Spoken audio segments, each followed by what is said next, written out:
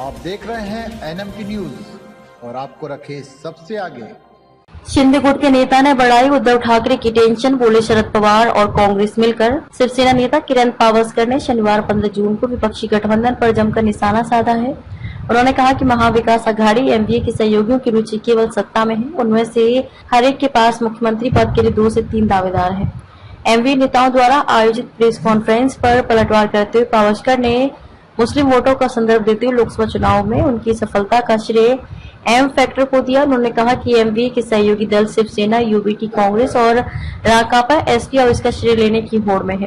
पावस्कर ने कहा कि हर पार्टी में शीर्ष पद के लिए 2-3 दावेदार हैं। इससे पता चलता है कि एमवीए दलों का लोगों की चिंताओं से नहीं बल्कि सत्ता से लगाव है। उन्होंने प्रेस कॉन्फ्रेंस में कांग्रेस की महाराष्ट्र इकाई के प्रमुख नाना पटोले की अनुपस्थिति को लेकर भी एमवीए पर कटाक्ष किया। जानिए चुनावी आंकड़े। हाल में संपन्न हुए लोकसभा चुनाव में महाराष्ट्र के 48 सीटों में से 30 सीटों पर एमवीए ने जीत हासिल की। इसके विपरीत महायुति गठबंधन को 17 सीटें मिली। बीजेपी की सीटें 2019 में 23 थी, जो घटकर 9 हो गई। एकनाथ शिंदे के नेतृत्व वाली शिवसेना ने 7 सीटें जीती, जबकि अजित पवार की राकांपा को लेकर 1 सीट मिली।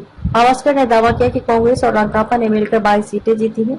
वो शिवसेना यूबीटी को धोखा देंगे, जिसे 9 सीट मिली है। उन्होंने कहा कि यह स्पष्ट है कि शिवसेना यूबीटी के उम्मीदवार मुस्लिम वोटों की मदद से जीते हैं, जबकि मराठी लोगों ने पार्टी को नजरअंदाज। उन्होंने कहा कि इस तथ्य को शिवसेना यूबीटी को स्वीकार करना चाहिए। महाराष्ट्र में आम चुनाव में एमवीए की जीत में उत्साहित उद्धव ठाकरे ने शनिवार को कहा कि यह केवल एक शुरुआत है। विपक्षी गठबंधन राज्य में आगामी विधानसभा चुनाव में अपनी जीत का सिलसिला बरकरार रखेगा। बीजेपी ने किया कटाक्ष। जबकि नागपुर में बीजेपी की महाराष्ट्र इकाई के प्रमुख चंद्रशेखर बावनकुले ने कहा कि लोकसभा चुनाव में एमवीए और सत्तारूढ़ गठबंधन के बीच वोटों का अंतर महज 0.3% था। उन्होंने भरोसा जताया कि विधानसभा चुनाव में लोग बीजेपी और उसके सहयोगी दलों को वोट देंगे, क्योंकि वो जानते हैं कि एमवीए को सत्ता देने से नरेंद्र मोदी सरकार द्वारा राज्य में चलाई जा रही कल्याणकारी परियोजनाएं रुक जाएंगी। एमवीए की प्रेस कॉन्फ्रेंस के बारे में उन्होंने कहा कि विपक्षी खेमे में बहुत से नेता मुख्यमंत्री पद के लिए होड़ में हैं।